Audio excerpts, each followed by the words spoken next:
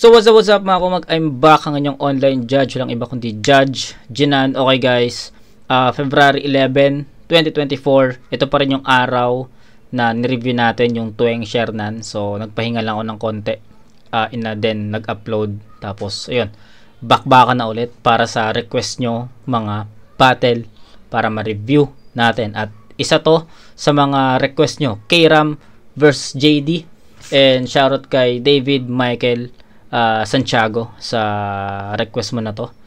Actually marami siyang request si Boss David, marami siyang request, pero inuna ko na muna to kasi yung ibang mga battle na request niya is Motus, no? Hindi pa tayo pumapasok sa Motus ngayon. More on ano muna tayo, more on flip top request muna, no? Kaya pero huwag ka mag-alala Boss David, isa-isahin natin lahat ng Motus para sunod-sunod lahat ng Motus na request. Okay? Sana naiintindihan mo. So, ayun, K-Ram versus JD, isa sa mga request. And huwag natin patagalin to, umpisa na natin to. Shoutout ulit kay David Michael Santiago. Let's go. Game. Sabi niya, lahat daw nagbabago.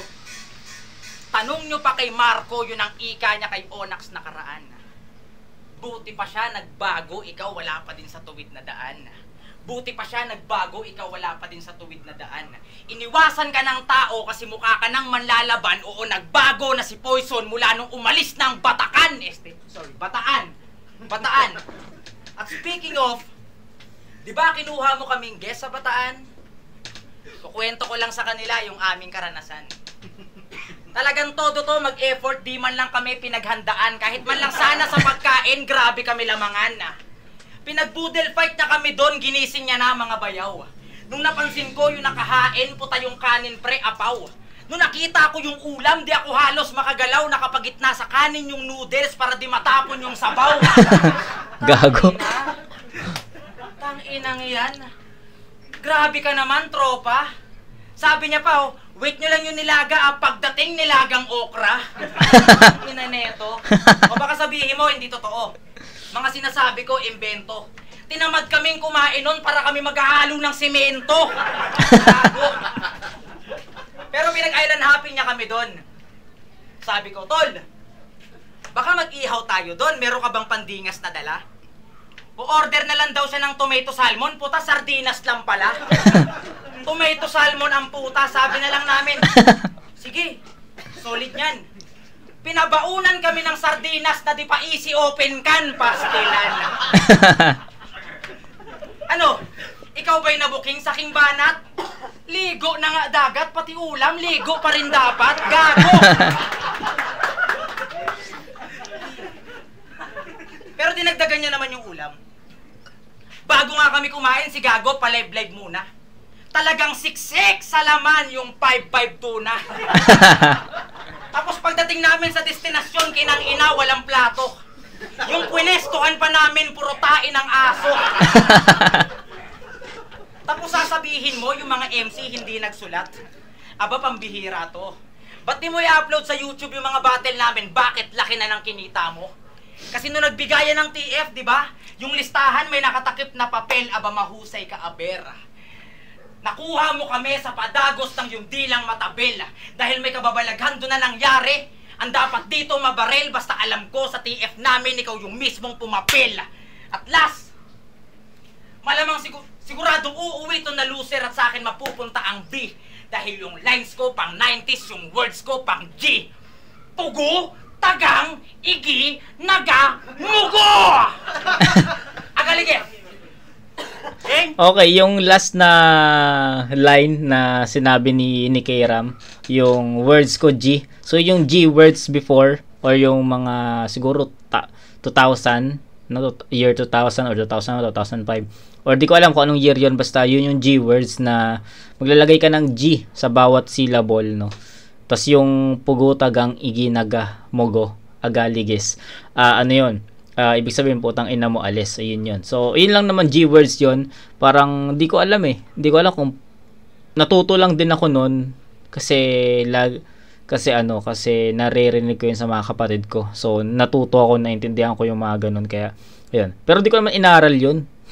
naintindihan ko na lang bigla dahil sa mga ginagamit nga, naririnig ko nga na ginagamit ng mga kapatid ko. Kaya, yun yung G-words, no? So, ayun, round 1 ni K-Ram, I think, more on jokes, nag-fall yung mga rounds yung round 1 ni K-Ram. Kita nyo naman, nilaro niya yung mga nangyari sa kanila or nangyari sa kanya nung nagbigay ng story nagbigay naman ng story si K-Ram, and yung ininbitahan, tapos yung sa tomato salmon po ligo lang sardinas, so natawa ko doon. So ayun, overall naman is naging entertaining naman yung yung naging round ni K-Ram, kasi yun nga, nakapaloob yung mga bara niya dun sa mga jokes, no. So para sa akin, more on jokes yung naging outcome ng round 1 ni K-Ram. Yung mga punto, yung mga suntok, medyo hindi ganun kabigat, pero jokes is props sa jokes ni K-Ram. So ayun, yun lang naman muna. JD. Tayo muna ba na JD, pakinggan natin Pinapunta ko kayo sa Maribeles. Ang napili kong option. Ano mo bakit sardinas yung handa? Request yun ni Poison. Galit ka kay Luxuria, kaya madalas kang banas. Pero deep inside, mahal mo siya, di mo lang malabas. Kaya ayang ginagantihan, lagi niyang inaabuso. Kung pangalan niya, Raul, ikaw si Raulo!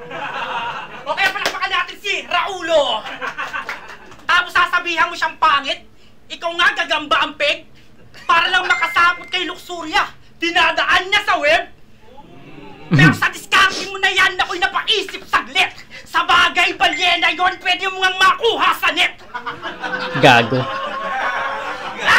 Naaalala niya kasi yung first love niya sa campus. At dahil wala silang label, panay na lang status. Nakakasar, galit-galitan. Diyan ang kanyang rehearse para lang maka-score yung galaw ni Reverse. Pero galit siya sa isang bayaw niya, yung pilokero. Kasi yung babaeng mahal niya, pinutukan ni pistolero. O yung mahal mo si Luxuria, puta na galaw. Parang family dinner kasi kasalo si bayaw. Pero okay lang daw, sila yung nakalaan. Kasi pag mahal mo nga, tanggap mo yung nakaraan. Nakakahiya sa kabet mo si Irish. Gago, tuso ka? Iniwan mo yung buko mo kasi mas masabaw yung buko niya. Gago. Kaya naglaban silang dalawa. Puta ang lakas. Puro patawa para mapansin ni Crush. At pag raw si Luxuria, talagang nakikinig ka. Tinitip-tip yung sinasabi kasi kinikilig siya. Tingin mo sa kanya, Bible. Walang halong katipan. Lubos mong sinasamba na parang bagong katipan. Okay na sana, sweet na sana, kaya yung round 3, lumabas pagkasayad. Kumuha lang ng yosi, nagselos ka kagad. Sabi nyo, saan ka pupunta? Gala ka! Dito ka! Dito ka! Wow! Lupit ng spit mo! Sinasabihan mo siyang manang, ikaw itong istrikto! Tangina, durog. Dahil sa yosi, nagagalit ka, bro! Samantalang tuwan-tuwa ka sa likod pag sumisindi kayo! Tangina to, galit na galit! Lumabas pagka-fighter! Siguradong nagwala akong kay plasma ng hiram ng lighter! Nagpunta lang sa likuran na galit ng palihim to! Gusto mo, sa harap lang siya. Bakit? Ayaw mong mawala sa paningin mo? Celsiard! Ayaw mo siyang natitignan? Eh kahit anong gawin mo, boy, hindi mo yan matitikman! Kasi nga, busted ka daw. Wala ka daw pag-asa. Umorder ka na lang ng bagoong, parehas din naman ng lasa.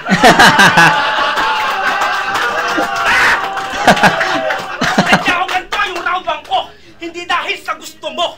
Pinaikot-ikot mo si Luxuria dahil siya umiikot sa puso mo. Ano, corny? Kakaumay pagtagal? Mga tanga, walang corny-corny sa pusong nagmamahal. Wala na, kinuha na ni JD round 1. At pag nagkaanak kayong dalawa, yung sisig, yung chili garlic, yung pinagoongan, lahat yan latex. Dahil yung anak yung dalawa ang produkto ng barracks. Sara ulo.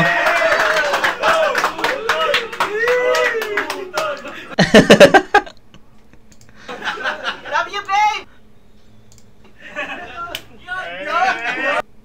Okay, kitang-kita. Naging effective si Kayram kanina sa round 1. Yung about do sa sardinas, yung island hopping. Yan, basta kung ano man yung ginamit ni Kayram na angulo doon kay JD. Naging effective naman yon para sa akin. Nakuha niya yung attention doon. Pero nung nag-perform si JD, di hamak na mas naging effective si JD dito. Mas pulido yung mga punto niya. Yung parehas naman silang nag-fall sa entertaining or comedy jokes, lahat parehas sila doon. Kung sa atake lang, parehas sila naging atake. Kaso nga lang mas marami kasi yung ginawang angulo ni JD na mga jokes, na mga patawa, na komedya compare kay Kayram. Kasi kay Kayram medyo humaba yung naging kumbaga more on jokes din talaga si Kayram, pero sa iisang angulo lang siya na pinahaba lang niya ng pinahaba yung setup doon. Iba't ibang atake. Kay JD naman, iba't ibang angulo yung ginawa niya ng iba't ibang atake. Nagets nyo? Kumbaga, paano ko ba explain sa inyo na mas madali? Si Kayram, about dun sa sardinas 'di ba? Sabihin natin dun muna sa sardinas na yung handaan na lang, yung handaan. So, andun yung noodles, sinabi niya na nakapaloob dun sa kanin, tas nawalan ng gana kumain kasi para maghalo ng semento. Tas after nun, ligo na nga yung sa dagat, ligo pa yung sardinas sa pagkain. Tas yung tomato, salmon, sardinas lang pala. So, gets nyo ba? Yung ang naging angulo ni Kayram dito, more on parang naging naging isang angle lang. Kay JD iba't iba no? Yung kay Luxuria, yung rebat niya pa, basta marami yung naging angulo ni JD dito, kaya mas balance, mas flavored, mas nagustuhan ko, kaya bibigyan ko ng 10-8 to in favor of JD. Kung sasabihin nyo na effective naman si Kayram, yes, effective si Kayram, hindi ko din disregard yung effectivity ni Kayram, pero nung narinig natin, kitang-kita nyo naman, mas naging effective si JD doon sa round 1. So parehas sila ng atake, pero mas maraming binitawan si JD doon na mga patawa, no? So JD 10-8, lamang na lang si JD doon. Inaasar mo pa to? Tingin mo yung sinasabi mo para kang ginagawa mong clown? Gago, pag niregla yan, kulay brown. Wow. Round to game? Game! Tama, kulay brown. Gago ka. Game, round to game? Game! Pag-usapan naman natin yung sarili mo na hotline. Kahit walang kinalaman sa mga sinasabi, nakaganto ka na hand sign.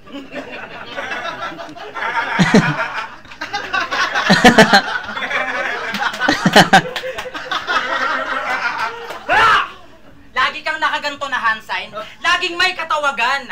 Tila na sana itong pabida, kaya pala laging nakaganto kasi may kausap siya doon sa linya. Nakakahiya ka bilang MC ng Bataan. Kung si Poison ay nakilala bilang Mokodzin pati Gregor, si Tipsy din naman ay nakilala sa kanyang energy ball. Sisikat ka din, JD, malaki ang tendency tol na makikilala ka bilang MC may emergency call. Tawag pa more. Okay, lakas nun. Pero talakayin naman natin yung hobby mo na pagdodroga. Di mo namamalayan, JD, na uubusan ka na ng tropa. Di mo namamalayan na uubusan ka na ng tropa. Wala kang patutunguhan kahit madalas ka na bumiyahe sapagkat ang kinamulatan ay maging mulat palagi. Real talk. Nung nasa resort kami, niyaya niya si Duma magshabu, sabi niya. Tara, Duma. Last na. Kaya ayon si Duma, dumalas na. Sinira mo yung buhay ng tao sa maling alok mo wakbo. Sinira mo yung buhay ng tao sa maling alok mo wakbo ka. Niyayabang mo pa sa amin na nakatikim ka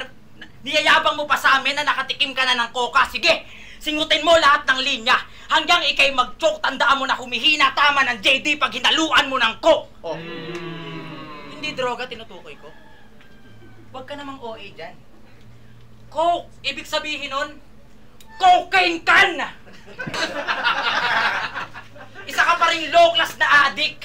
Heroin, ecstasy, LSD, di mo mararating ang langit kahit anong hiling mo kay Lord. Lahat ng yon di mo matake, no? Kasi nga di mo afford. Tula ka lang. Kaya pala ang bilis mag-deliver. Kung mapapansin nyo ng mabuti, kaya pala ang bilis mag-deliver. Kasi nga takot mahuli. Ang pananaw niya, bawal na gamot ang sagot sa gamutan. Kaya ang bilis mag-abot kasi takot maabutan. Lakas Kaya ang bilis mag-abot kasi takot maabutan. Sige, droga pa. Malapit ka nang mahuli at siguradong wala nang habol to. Dahil mahilig ka mang 11 pag 11 hatol mo. At last, lakas ni Kairam dito. Puro droga ba umikot ang anggulo? Mukhang hindi ba nakatulong? Kahit puro droga yung linya ko, hindi mo ko mapapagulong. Tangina, droga na naman. Okay, lakas nung round 2 ni Kairam, men. Powerful to. Punto. And alam naman natin, no, laging ginagamit na anggulo na kung sino man yung nagiging kalaban ni JD, laging anggulo kay JD is yung paggamit nga daw niya ng bawal na gamot. Pero hindi ko naman alam yun. Wala tayong alam doon kung totoo yun o hindi. Naunahan ako ni Kairam Naunahan ako ni Kairam kasi sinabi niya na agad na sinabi niya na agad na umikot lang ba sa droga yung anggulo. Sasabihin ko na yun Sasabihin ko na dapat yun na isang anggulo na naman yung pinakita ni Kairam dito. So dahil nga nasabi na ni Kairam yun, patungan na lang natin, no? So yun nga, napansin ko ulit na umikot lang ulit sa isang anggulo si Kairam dito. Kanina yung about dun sa handaan, noodles, ligo, sardinas, ganyan. Dito naman about dun sa paggamit nga ni JD sa bawal na gamot, no? So doon umikot from start to finish. Okay naman yung atake ni Kairam dito, sabi ko mas naging powerful to. Mas on point kasi siya kumbaga yung imagery kasi na sinabi or kinuwento ni Kairam dun sa round 1. Wala tayong alam dun kasi syempre event nila yon, parang inside angle na lang yun, diba? Hindi natin alam. So, yung kasi, yung naging angulo naman ni Kairam dito sa round 2, kumbaga, sa sobrang gamit na yun, sa sobrang madalas na gamitin na angulo kay JD yun, alam na natin na, or sabi nating, gagamitin, no? Alam na natin nga gagamitin ni Kairam yung ganong angulo. Kaya medyo nasasabayan na natin yun.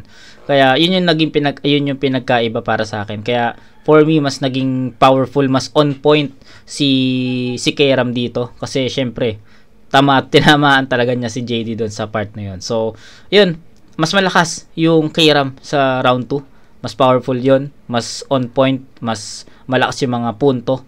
Mas mabibigat. So, yun. Di hamak na mas malakas tong round 2 niya kumpara sa round 1 niya. So, JD, tignan natin. Ito ko yun ang kanyang habit. Yung angle na yun, gasgas na kakagamit. Tsaka addict din si range. Huwag mo nang balik ta rin. Tumatango ka pa sa linyang droga, addict ka rin. Tapos pati yung hotline ko sinisita. Yung linya di nakasya. Patay kasi Onax, tumatawag lang ako ng ambulansya! Okay. Sabi ni Livgram, yung kalahati niya, ikaw. Pwes, sabay ko kayong tatabunan. Wala kayong ligtas pag winasakos ng katauhan. Pagsaluhan yung dalawa, ang iyong pagkatalo, hahatiin ko pa sa isa ang kanyang pagkatao. Wasak durog-durog, nagkabali-bali ka pa. Hindi ka na mabubuo ngayong hati-hati ka na. Magiging malungkot ang nung nagiging kakampi. Dahil sa labang to, wala na siyang magiging kaparte. Piniem ako ni Sir Arik. Nayariin daw kita. Boss, paano mangyayari na Yari ito sa iba. Ayoko tumalo ng kalahati, hindi sa mayabang to. Livgram, samahan mo na maging buo kalabang ko. O baka magripat to, sabihin niya, ako talaga yung kalahati ni Livgram. Huwag mo nang i-hype. Alam niyo kung bakit. Magaling ako mag-live. Ganun ba yun? Kasi kung may tumutulong man sa'yo, lahat ay madadamay. Imbis na sulat, iabot niya, pakikiramay. Sasabayan kita ng pangil sa pangil, wala nang teka, aba. Di ba naghahanap pa ng demonya, pues? Nasa teya mo na! Usapang rap battle battle lang, wala kang kwenta, tanga. Mag-hook sale ka na lang, baka bumenta ka pa. Pagkasama niya yung XB, piling sikat siya super. I-bitch ka nga nila, ginagawa kang hooker. Pagkasama niya yung XB, may pakinabang ka naman. Yung XB ka sana. Siya na daw papalit kay Skasta porkit lagi siyang kasama. Pero ito, payo lang, huwag kang masyadong umasa. Bukod sa wala kang sariling anak, ha? Wala kang Cebuana. Ay mali, Cebiana! Skills mo sa basketball at chorus, kahit pa itodo mo, walang magagawa ikay panis sa koro ko. Dahil kung usapang music, aking gamay ang mono to. Tatanggalan ka ng boses, ikay patay sa tono mo. Oo, patay ka na at magigets mo later. Na puro flatline ka kapag ako arranger. Ako na ang mag-edit para sa kasayahan ko. Dahil lang i-record mo, record ng kamatayan mo. Tang-ina, pasalamat ka. May auto-tune na nauuso. Pero hindi lahat dito ay mahuhook mo. Hook, hooker, hook sale. Ano, biglang nag-hang time? Puro hook sa second round, tanga ganyan na punchline! At yung sineset yung laban, dapat di mo pinilit to. Ulo mo nasira lang pagsagi ko sa isip mo. Tapos ako may mental health, para ako ay gipitin. Eh parehas lang tayo, binigyan kita ng isipin. Sunod-sunod talo mo pare, at palaging lamon. Yung kasikatan mo dati, pinaburang panahon. Pero may isang kanta ka grabe, dito nagkataon. Kakatanong mo ng pwede pa baon, ikaw yung nabaon. Alam mo na yun. Nawalan ng effectivity si JD sa round 2. So, in terms of effectivity, kitang-kita na lumamang si K-Ram sa round 2. So, naging dikit bigla yung battle na to kasi 10-8 sa round 1 in favor of JD. Tapos ngayon sa round 2, bumaba talaga yung JD dito. Akala ko magkakaroon siya ng akala ko ma-maintain niya yung ganong power sa round 1 niya. Akala ko makukontinue niya yung ganon. Pero anong nangyari is bumaba yung effectivity, punches, hindi yung haymakers, hindi na naging ganun kabigat unlike sa round 2.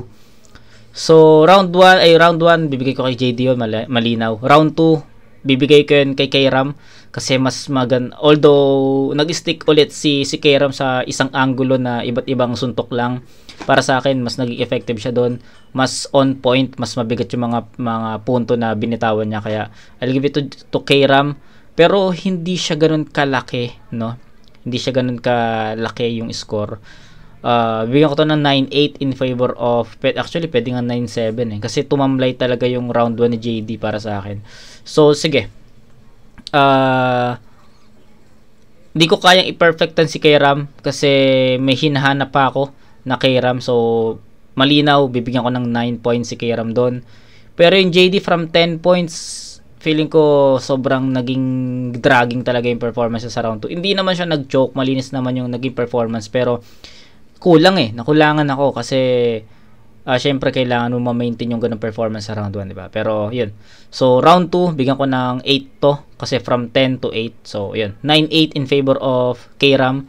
So 18 to 10 and 8 18 para kay JD. Tapos 8 tsaka 9. Ilan yun? 17. Tama ba? 10-8 tapos ano ba score ko kanina? Tama ba 10-8? Nakalimutan ko na. So 10-8 sa round 1 tapos 9 para kay K-Ram sa round 2. 17 to 18 in favor of JD pa rin sa scoring, pero sa rounds tabla. Deciding natin round 3. Tingnan natin. Galing. Ang galing mo. Mika na. Ano ka na? Basta na. Gago to. Game! Well, siya nga pala si JD. Bukod sa laging batak, meron din siyang panic attack, parang ako. Grabe. Kaso yung kanya, bigla-bigla niyang iniiwan mag-ina niya pag sa kanya umatake. Kasi 'di ba, nakabuntis ka ng ibang babae, yung iyong dating kasintahan. Oh, kala mo di ko malalaman? 'Di ba ito gusto mo personalan? Noong mga panahong walang-wala ka, JD, asawa mo, di ka iniwanan. Hawak niya yung dalawa niyong anak, ikaw ay di niya binitawan. Ang marespeto bilang tao, yun ang di niya naranasan. Nung nakatikim ng kasikatan, ay agad niyang iniwanan kanyang ilaw ng tahanan. Kaya pala sad boy ka sa mga post mo. Magpapakamatay na lang daw siya sa sobrang bigat ng kanyang pasan, puta. Praning na naman. Paalala ko lang, pare, meron ka ng 3 anak. Huwag ka na magpo-post ng ganun. Gawin mo na lang! Kasi, magsusuicide na lang daw siya, isasama niya pa si Deo, puta, sumama naman. Kaso di niya mapatak yung tali pataas, kaya ayun, bumatak na lang. Kaya huwag kang feeling victim, JD, tangina, grabe ka. Magpapasko, di ka na naawa sa panganay mo na si Janica. Di na makakain yung bata, paano wala nang kapares yung mami niya. Ano, happy ka? Ha? Kaya sige, kaliwa pa. Kapares mami niya. Wag kang kakanan. Galing yung nun. tinuring mo na may bahay, yung iyak walang tahanan. Tiniis ka ng tao kahit mukha kang tiga-bundok. Palumpalo kaya yung asawa, pinagpalit niya sa pukpok. Sa ginawa mo na tirahan, ikaw ang mismong nabulok, talagang bibigay ang tahanan pag yung halige marupok. Wala kang paki sa ilaw Lakas ng tahanan.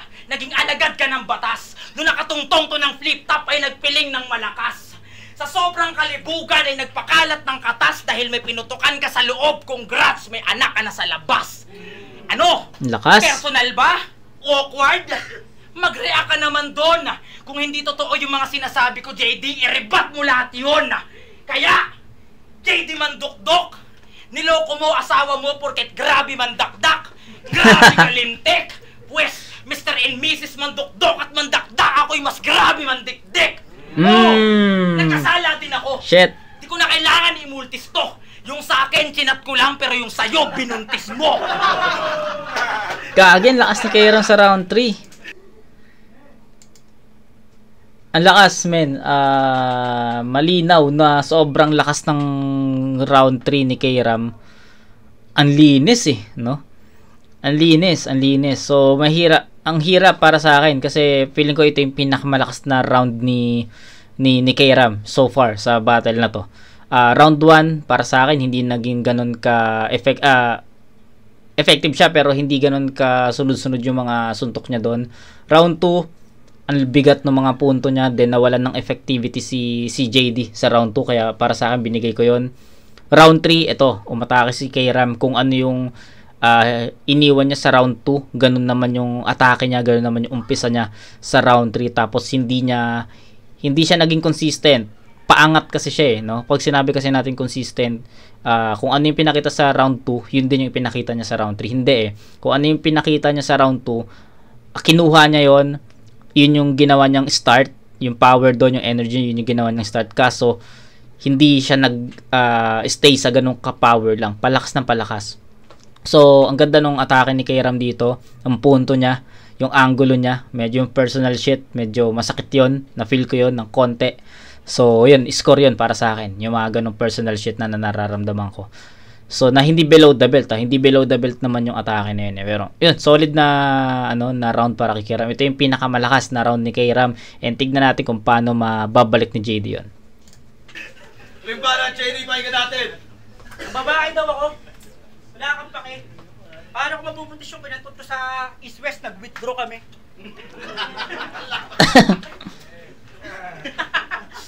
Round 3 game? Game. Hirit pa ito bago ang battle, di ko inimbento. Walang halong chismis po ang aking biniberso. Bago ang laban, dumadaan to sa simenteryo. O ba't umaalis ka pa nung ka din diretso? Kasi napanaginipan ko yung tatay mo. Miss na miss ka na daw niya, pinapasabi na sa'yo. At total miss na miss mo na din siya, pues. Magsama na kayo! Kaya bilang pabor, patay sa akin ng rapper na yan na maging proud sa'yo ang ama mo, like father, like son! Patay na rin yung tatay ko, pero nagsama ng mahusay, minahal, kinalang, nirespeto ng tunay, ikaw sama ng loob, pinabak mo sa hukay, tapos ngayong kababawi kung kailan binawian ng buhay! Naiintindihan kita! Kung sa tatay ka sa bed, ang personal din si JD dito. Balik ka sa sementeryo, di mo siya mababalik. Feeling pogi ka pa. Pangit mo sa pot. Para kang barbershop na papansin lang sa buhok. Pero tama na sa panlabas, tatapusin ka bugok. Sisiguraduhin ko na punto ko yung tutuldok. Kasi di ba may ghostwriter ka? Pero di mo maamin. Sulatan ng sulatan kaya ang dali yung basahin. Yung issue nyo sa 3GS ngayon ko babasagin. Dahil yung pinakamagaling magsulat sa inyo, ha? Kaibigan ko si Poison. At speaking of Poison, boys, nangyari pare? Napasama ka lang kay Keram, natuto kang mambabae. Palibasa anay! Ano? Tatanggi ka baboy? Mula nang dumikit ka kay Moko Jin, rumupok ng kahoy! Dati stick to one, loyal kadalasan, napasama lang kay Keram, minang winasak na tahanan! Patay. Kasi babaero ka, huwag mong deny. Kakamolte, pati babae, nagmultiply. Ano, ganyan ka na lang? Laging wasak. O bakit yung ba kasi nang bababae? Panic attack. Gago. Ganto lang umanggulo at huwag kang magagalit para may pakinabang ka kailangan magpagamit. Isip yung gala ng gala pag inuman matik. Pumabatel ka, wala kang pake kahit magkabayo si Arik.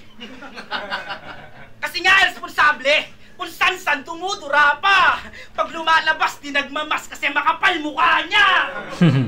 Saan sabi mo kay Unico? Galing. Angulo, iba't ibang atake sa bawat angulo yung ginagamit ni JD dito. And so far, pumapantay si JD sa naging ginawang performance na Keram dito. So, tapusin natin to. Pinangga mo 3GS balika ng pinag-initan. Ano ba ang pinupunto mo? Sa bagay, mahirap to yung pag-initan. Kasi niluluto nyo! Okay pa ba yung vibes? Okay pa ba, game? Tatabla ka sa angle ko kahit magpaka-squatting! Walang mukhang ilalabas na parang naka-quarantine! At pag nandito ka sa barracks, kahit di ka umamin, kahit wala kang battle hayop ka, nauuna kang kumain. O, tama ba? Gaganyan-ganyan ka pa, putang ina mo. Totoo yung sinasabi ko kasi may testigo ako. Kumain. Simpleng logic lang. Simpleng logic lang, pero nagmamater. Nakaangkin ng di kanya ganyan kapag squatter. Naglalabas ng tarpaulin ng mga video para maging kampante. Titirahin ka ng chismis para maging abante. Kasi nga chismoso ka, puro invento lang. Kay JD ko nabibigay yung round 3, men. Sobrang kalat, sobrang daming angulo, basta sobrang kalat ng ginawa niyang atake dito. And lahat yun naging effective para sa akin. JD yung round 3, hindi pa tapos to pero JD yun. Ang alam, kaya sa kakakwento mo, magiging kwento ka na lang. At last, para matapos ay, ito yung mga inbitaw sa Maribeles. At ligiation eh. Lamot. At last, sige yung issue sa Maribeles ko. Akakuin ko pare. Pero putang ina nyo, dalawang CR, pinarahan nyo ng tae. Basta 3GS ang lilinis ang puta. Ay! Ito kayo, para sa laban na yun. Check. Okay, so yun, sabi ko nga sa Angels wise ang pinaka tumalo kay Keram sa round 3. Kasi tabla na sila sa akin sa rounds 1 and 2 eh. 10-8 tapos 9-8. Hindi. 10-8 tapos 8-9. So 17 para kay Keram sa 8 tsaka 9, 17 yon. Tapos JD 10-8, so 18 to 17 in favor of JD. Pero round 3, ang lakas ng performance ni Keram, hindi natin pwedeng i-disregard yung performance na pinakita ni Keram sa round 3. Solid yun, punto, bigat ng punto, suntok, 'di ba? Andun yun. Pero siguro naging creative lang talaga si JD dito kasi kada 4 lines or kada 2 lines iba't ibang angulo na naman, ibang atake na naman yung pinakita niya. Kaya ayun yung naging para sa akin, ayun yung naging way para or makuha ni JD yung panalo sa Angels talaga. Actually dapat tabla to eh. Itatabla ko sana yung round 3.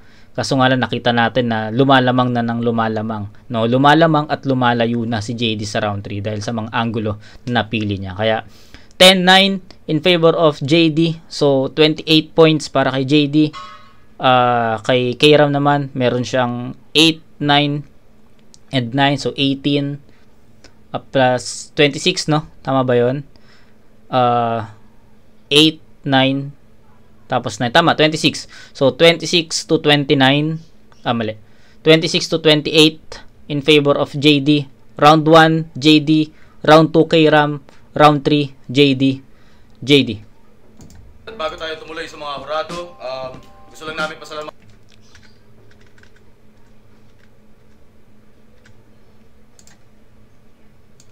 Salamat kay Tayo at JD. Kanila, ang boto ng hurado, 5-0. Mag-iay tayo lahat para kay JD. Yun, 5-0 JD. Pero judging, tignan natin.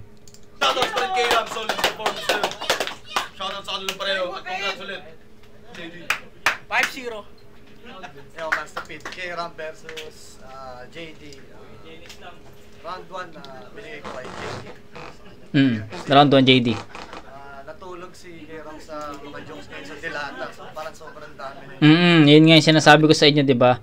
Medyo na-stretch talaga yung round 1 ni K-Ram dun sa mga delata, sa panghandaan, gano'n. Hindi naman kay JD, pero yung dulo niya, maganda pa rin po siya kate. Round 2, binigay ko kay K-Ram. Yes. Solid yung mga personals sila parehas, pero mas nakakatuwa yung kay K-Ram. Personals, pero yung nakakatawa na pa rin. Then sa round 3, nakita natin yung JD.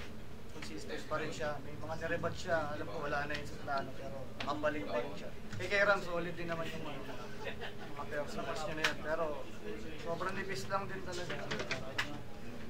Round 1 tsaka 3 kay JD. JD. Oo, tama. Parehas kami ni Master Pete ng boto. Binoto ko sa JD versus K-Ram. Si JD, Yes. mas nakuha niya yung momentum mula round 1 to 3. Pero nakuha ni K-Ram yung round 2. Mas bumaba yung performance ni JD doon. Pero sa round 1 tsaka 3 na outperform niya yung rounds ni K-Ram. So, Yes. Kaya binoto ko si JD sa 1 and 3 para sa akin. Dikit naman nilaban pero mas nangiba ko si JD para sa akin sa pantay naman sila sa sa flow, sa sarili ng style sa pagbitaw, pero mas natalipan ko yung mga angulo ni JD tsaka yung mga bagsak talaga ng mga punchline. Tsaka mas malinis. Pero yung round 2, kahit medyo may mga flaws si K-Ram sa performance niya, para sa akin naman mas doon malakas yung mga angulo na tsaka yung mga suntok. Kaya yun, JD 1 and 3 tsaka 2 K-Ram. O yun, pares pala kami ng, feeling ko lahat halos ng mga vote dito is kaparehas sa atin, no? Na 1 and 3 JD. Kitang-kita naman, malinaw yan. So, judges. 0, binoto ko si JD. Sa round 1 niya, medyo lumamang siya ng, parang kinain niya ng isang ribat yung round 1 niya, K-Ram. Tapos sa punchline, parehas may punchline pero mas matigas yung palo nung kay JD. So, all 3 rounds binigay ko kay JD. All 3 rounds pala siya, no? Binoto ko 1 and 3 si JD.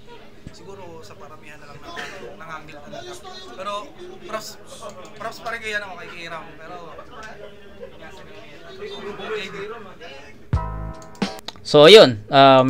Kala ko lahat ng judges binoto si K-Ram. Ay, binoto si JD ng 1 and 3. Pero, pangalan nun? Nakalimutan ko yung pangalan niya. Basta may 0 yun sa pangalan. Nakalimutan ko pangalan niya. So, ayun. Yun lang naman. Shoutout kay David Michael Santiago. Ang dami pang request ni Boss David Michael dito. So, sana maantay niya or maantay nyo rin yung mga request niya para sabay-sabay natin mapanood, no? At reviewin. So, ayun. Shoutout ulit David Michael Santiago. Ito yung request mo na K-Ram vs JD. Sana nagustuhan mo yung review ko sa battle. So, yun. Kita-kits tayo sa next na review, mga kumag. Peace out.